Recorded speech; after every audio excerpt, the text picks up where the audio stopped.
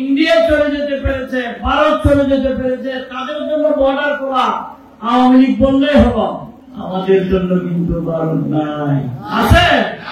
আমাদের জন্য ভারত না, আমাদেরকে বঙ্গোপসাগরে ডুবে পড়তে হবে। আওয়ামী লীগের অনেক নেতাকর্মী ভারত চলে যেতে পেরেছে, সীমান্ত তাদের জন্য খোলা ছিল, কিন্তু বিএনপির জন্য কোনো ভারত নেই। আমাদের অবস্থা আরো খারাপ হবে, বিএনপিকে বঙ্গোপসাগরে ডুবে মরতে হবে। 15 সেপ্টেম্বর রাতে একটি উঠান বৈঠকে এমন বিস্ফোরক মন্তব্য করেছেন চট্টগ্রাম উত্তর জেলা বিএনপির সাবেক যুগ্ম আহ্বায়ক ও শিল্পপতি সরওয়ার আলমগীর। ওয়ালটন এখন দেশের সীমানা পেরিয়ে পৌঁছে গিয়েছে 50টিরও বেশি দেশে।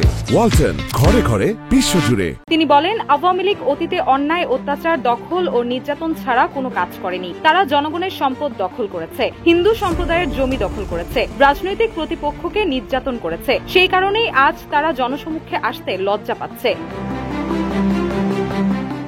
এ সময় সরওয়ার আলমগীর তার বক্তব্যে নেতাকর্মীদের প্রতি ঐক্যবদ্ধ থাকার আহ্বান জানিয়ে বলেন, আমরা যদি ভেতর থেকে দুর্বল হই তাহলে আওয়ামী লীগের অন্যায় ও স্বৈরাচারের বিরুদ্ধে আন্দোলনের শক্তি সঞ্চার হবে না। তাই সবাইকে সততা, ন্যায়নীতি ও জনগণের আস্থার পথে থাকতে হবে।